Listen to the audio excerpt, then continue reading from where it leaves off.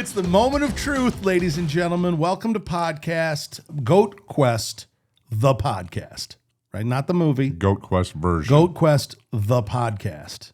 All right. I know you've heard about the movie that's coming out in 2030. We're working on the budget right now. Tom Beer's raising all the capital for GOATQUEST, the movie, starring Tom Beer, produced by Tom Beer, and directed by Joe Gough. And who's acting in the movie? I am? Yeah, you're I'm starring. Starring means you're one of the actors. Oh, I didn't know that. Yeah, you were actually the actor in it. But today, we will be discussing the plight of the Detroit Lions, the rest of the NFC, and the parity of the NFL in general. There's been a lot of talk about coaching in the NFL and the controversies that may or may not unfold as this season has not quite turned out the way that a lot of these folks thought it was going to. These are not the results that you thought you were going to see. I'll start just to tee you up with the AFC's leaders being the Denver Broncos, the Jacksonville Jaguars, and the Pittsburgh Steelers and New England Patriots. Those are your four leaders. Only the Pittsburgh Steelers were thought to be in the hunt in the preseason. Denver was a little bit just because of their defense. As a rising playoff team, but not as not to be ahead of the Chargers, the Chiefs, maybe ahead of the Raiders. Yeah. Right. So tell me about NFL parity and amongst, I just got a chance to, and big shout out for the 60th birthday of Pat McGinnis. But I got to talk to some NFL players that were at Pat McGinnis's big birthday party in downtown Detroit. And everybody seems to think like this is the craziest series of events to unfold in the NFL from a prediction standpoint. You never thought that this was the way it was going to be sitting at this point in the year. No.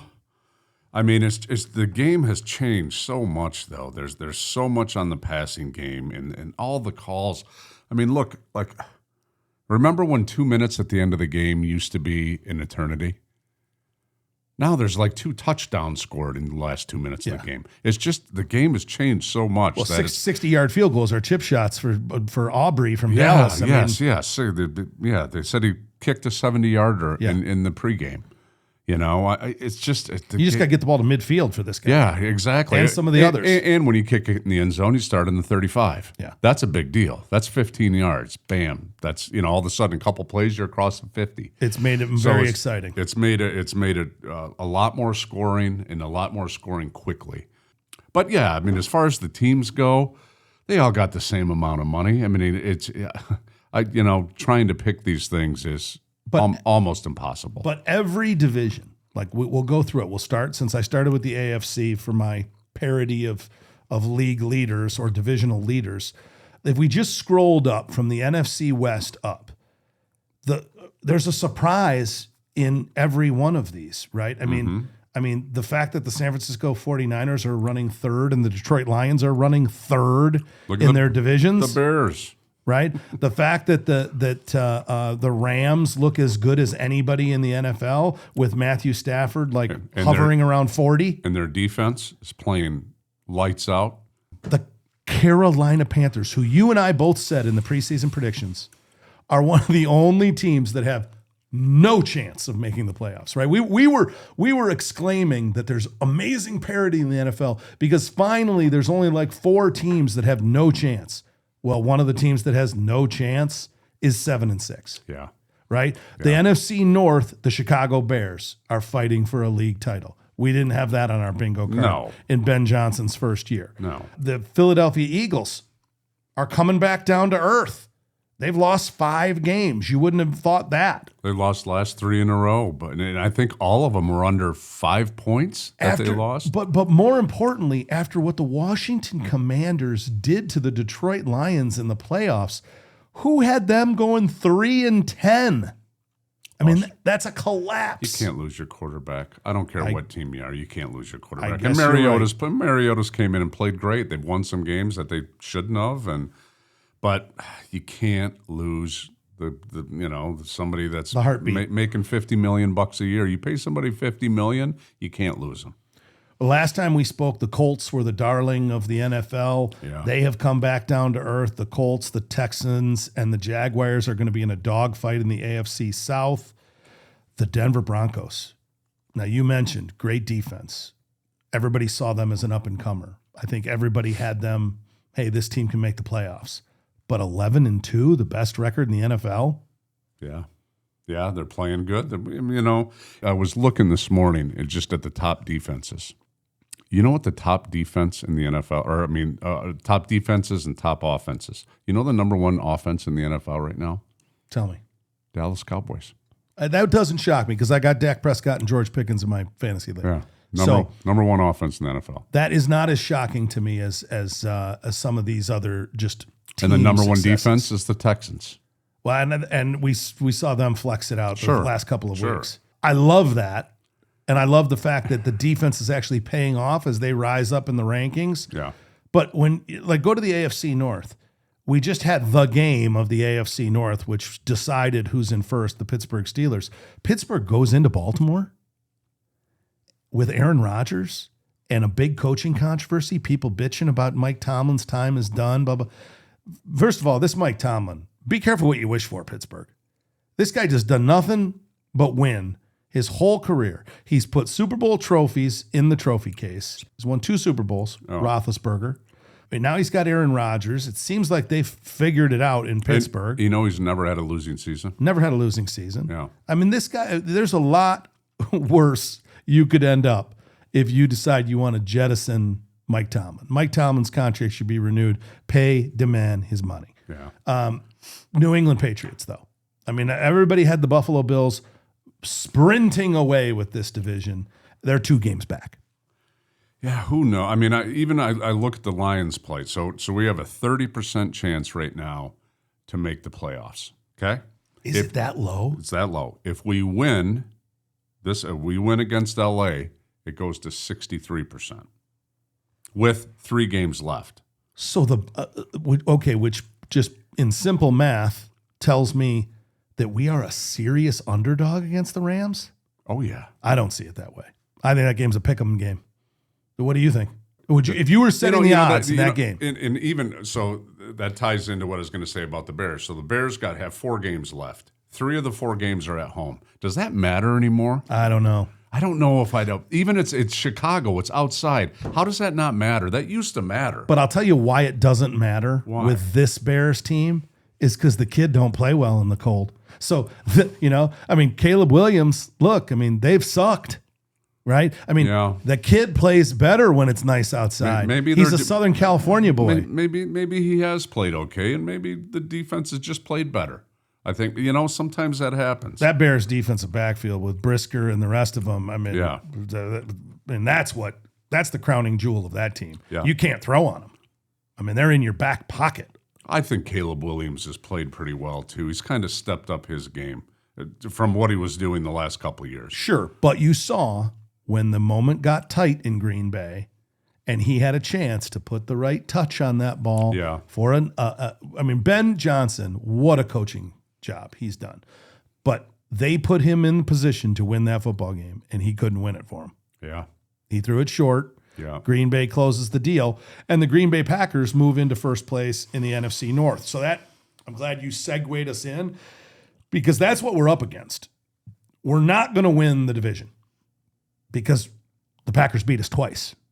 Correct. So we would, and they have that tie. So it's really like another half a game with the tie, and they've got the 2 wins against us. But Packers, they've got to play at the Broncos. They've got to play at the Bears.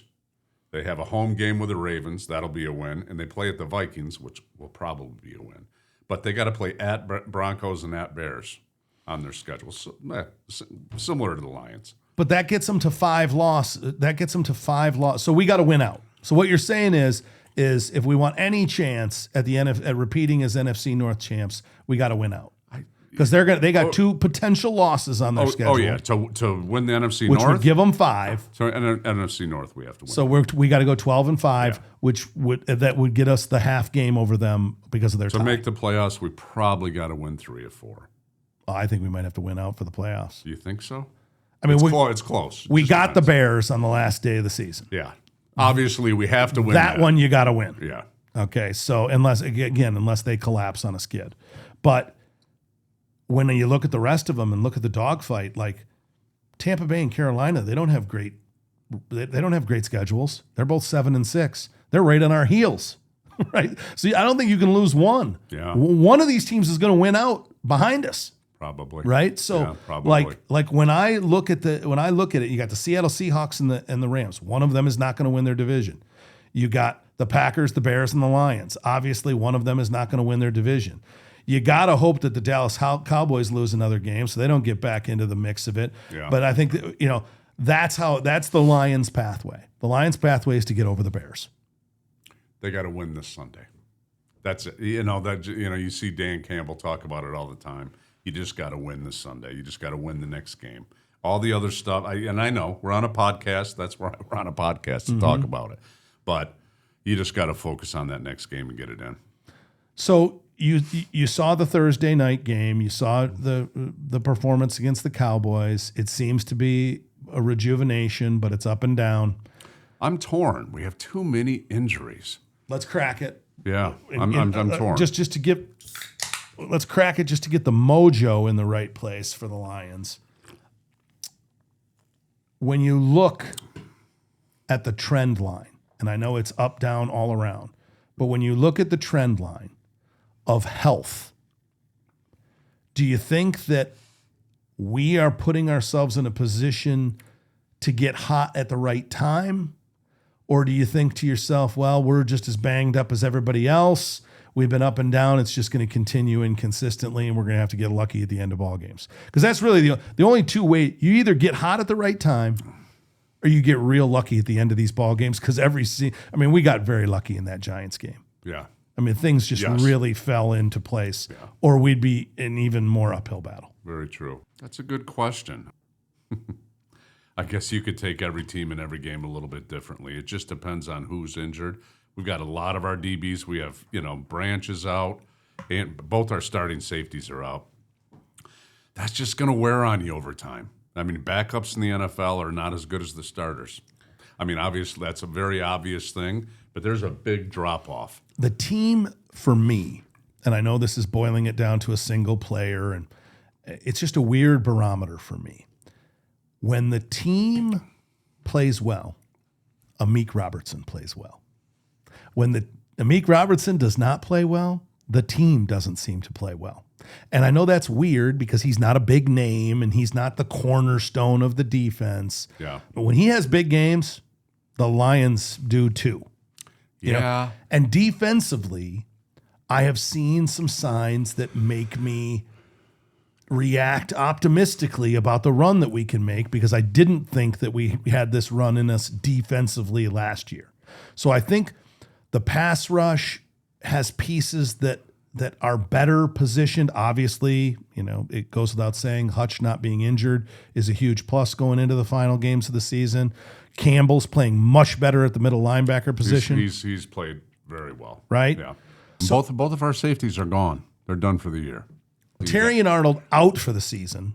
Kirby Joseph out for the season. Brian Branch out for the season. Oh, and the Branch injury is the one that just comes home to lose, because that is, I could talk about Amik Robertson being a catalyst, but Amik Robertson is able to do what he does because Brian Branch takes away. Now, mind you, Harper and a couple of the other guys that we brought in, a couple of other guys, I don't even know their names, but Reed's played well. Reed has played well. They've played well. But, you have to be able to overcome a team getting hot and Yassine has got good football in him. Yeah, I know. God, I know. But he's not a starter. He would have been. I mean, it's not a mistake when you're not a starter. I think defensively they can patch it together better than they were able to last year. I think all three of our linebackers have played great. Great football. I really do. All three of them. Defensive linemen have played good football. Mm-hmm. They don't always get the heat on the quarterback that you'd like to see. Yeah.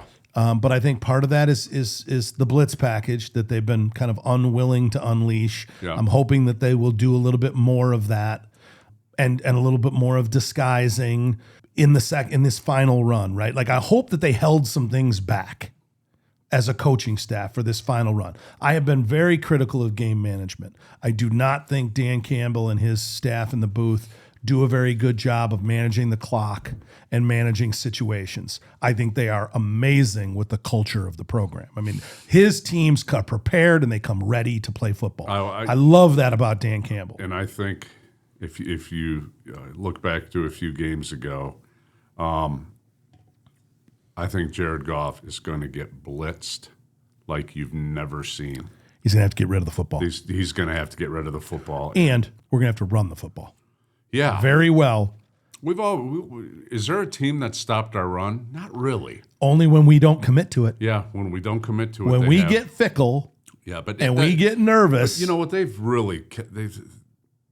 They've kept the commitment to running the football. They really have this year. Over the course of the season. Yeah. But in games. In games when there's one and you're going home. They get skittish.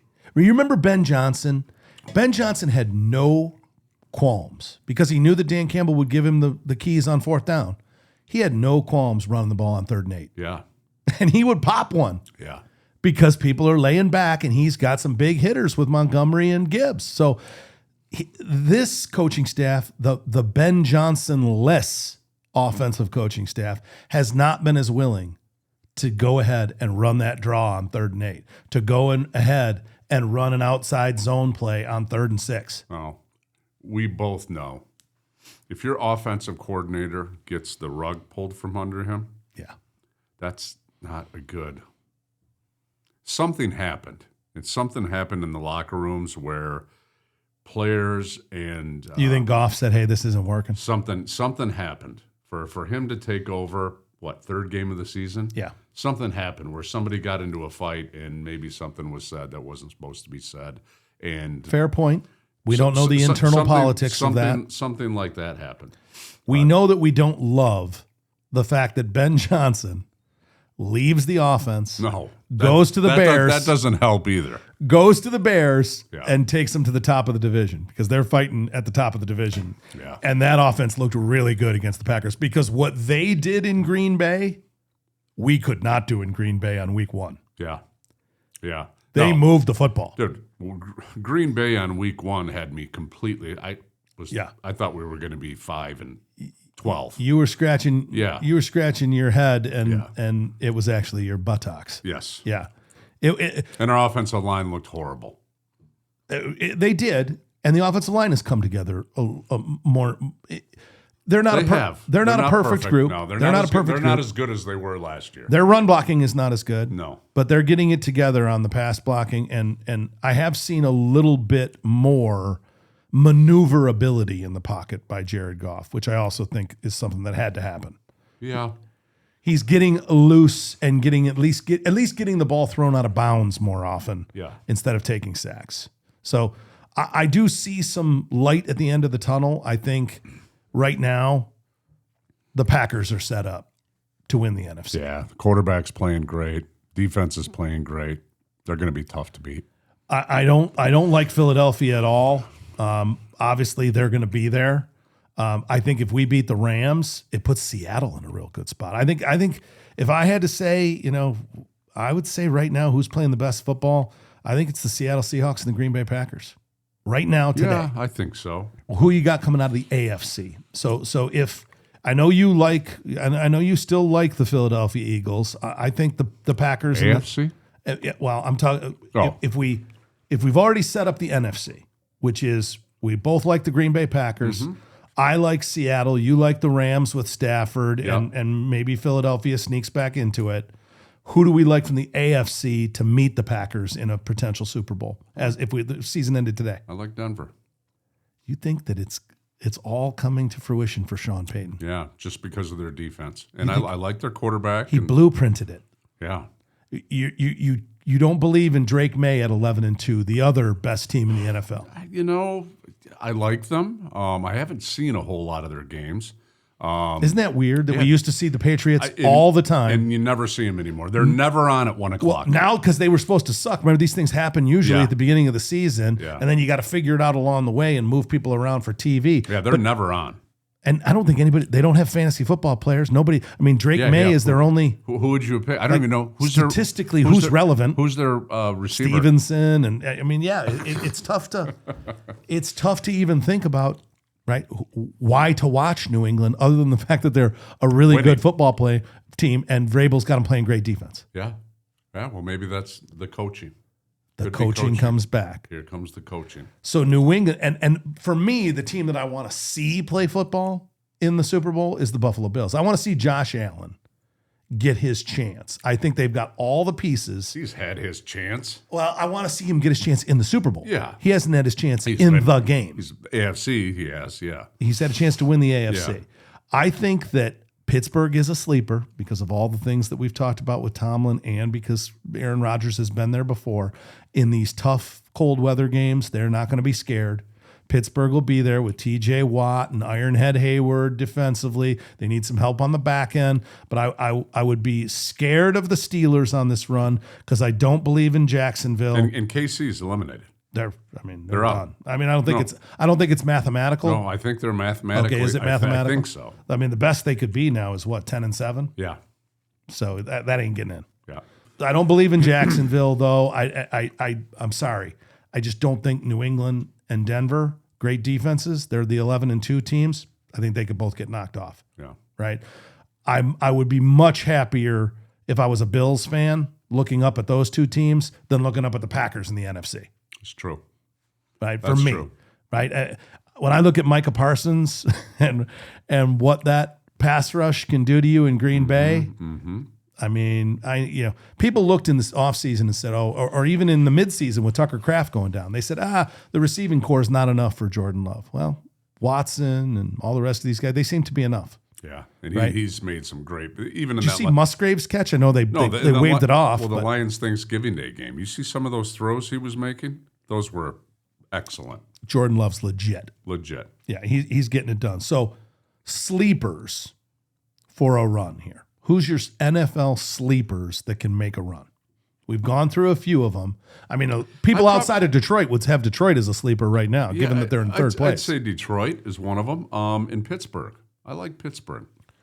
Tomlin and Campbell, what a game that would be. Yeah. We could not be that lucky. God, no way. We could not be that lucky. No, where is it? Where is this? It's in California too, right? Santa Clara. It is in Santa Clara. It's in the Levi Stadium this year. Levi Stadium. Up in San Francisco. Do people even wear Levi's anymore? Sure. You have a pair of Levi's? All over, you have a pair? All over the Middle East, Africa. A lot of third world countries. They wear robes. They're Levi's are like they're like currency in third world countries. Seriously. Shut up. I'm not joking. People trade in Levi's in other countries. It's like it is a sought after commodity. That's a lie. It is not. That's a lie. It's a Levi's are a sought after thing in other countries. No shit. Yes.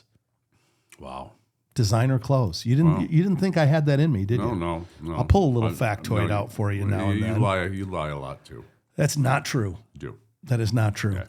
So give me You're a fibber. So AFC sleeper. You gave me the NFC.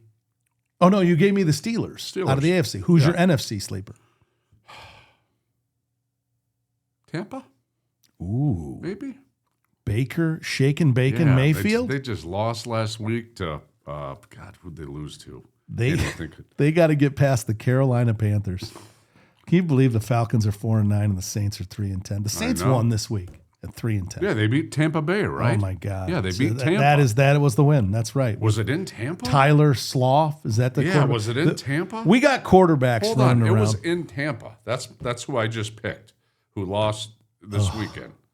So, my goodness. Who knows? That is a sleeper. You've taken the sleeper. That's all I got. San Francisco sitting back at third. That's another one where you look at it and go, I don't sleep on San Francisco. Yeah. Still, they've Brock Purdy back. Yeah. It seems like they made the right choice with letting go of Deebo Samuel. He has not fared well with the Washington Commanders. So Kittle, lots of tools. McCaffrey. I think they're Jusic. but they lost both their linebackers. I don't. It's hard. It's hard to guess. I wouldn't pick them. I would pick them.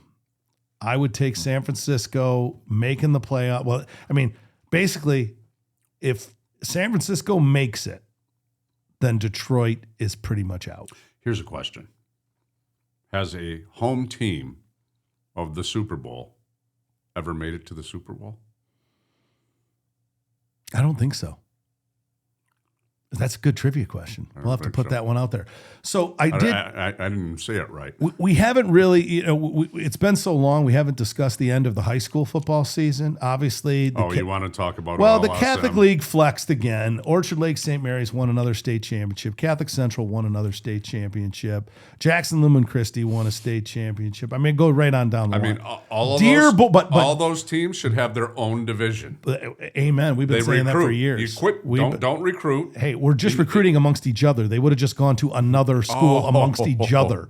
So Divine Child, though, our good friend, the Duster, Jeff Stone over here in Brighton, Michael Murray down in Canton, all these guys who we know who went to Divine Child, Rich Hall, our fellow captain of Wayne State, all these DC boys got to rejoice because for the first time in God knows how long, multiple decades. I think Nick Saban was just a young boy in short pants. The last time the Divine Child Falcons won a state championship, and they brought it home. I think it was a 1-point game. Nice win for DC. They had never won it. Oh, no. Divine Child won lots of championships. Oh, did they? Divine Child had Gary Danielson and studs from here. Sean LaFontaine. You remember the era of Divine Child dominance in the 80s? No, I was up in the thumb. We didn't know anything about it. That's true. Do you guys, what's the marriage pool like in the thumb? Because a lot of people are related to each other, and isn't there some genetic components that go awry? And there's pigs involved, there's people, cows, do you have a third eye or a sixth finger? Well, weird things with toes. You're gonna love this. What?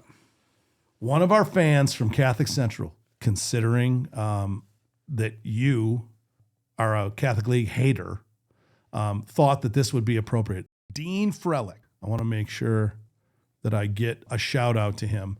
He went and found what you could not find. It's not in the perfect Detroit Lions format that you wanted. Look at that. It's a size small. It's a perfect jersey. This is the pullover. You're going to be able to post this. It says Shamrocks.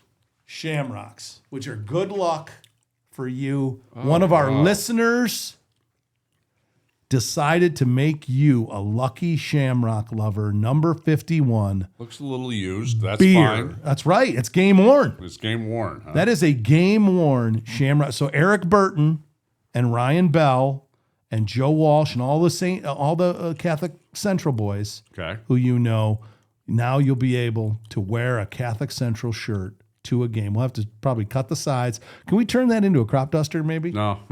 You go with the. I'm not putting it on. You go with the tummy. I'm not putting it with on. A reveal. I'm not putting it on, but thank you. Thank you, Mr. Frelick, for donning. What do they call it? Where did he? How do you do? Shamrock? Yeah, how do you? I don't know how he did it. Yeah, how do you do We're going to that? have him on. It's a game worn. He is, by the way, from what I understand, a preeminent collector of sports memorabilia and cards. He does like some kind of a YouTube, like his own little thing on card. So we're going to have him on. We're going to talk about like the greatest cards of all. We'll talk the Honus Wagner, the Mickey Mantle, right? We'll talk about some cards with him. We're going to have him on. But he was the one who went out of his way to make sure that Beer, who cannot get a jersey with his name on it, has a Catholic Central jersey with his name on it. Thank you. Go Shamrocks. Thank you. Another state championship team. So we're going to wrap it up here for another episode of Goat Quest. This was Tom Beer and Joe Gough coming to you from Brighton, Michigan. We're going to go have a beverage on our own of the adult persuasion, but we want you to make sure that you go out there into the world and be the GOAT at whatever it is that you're doing today.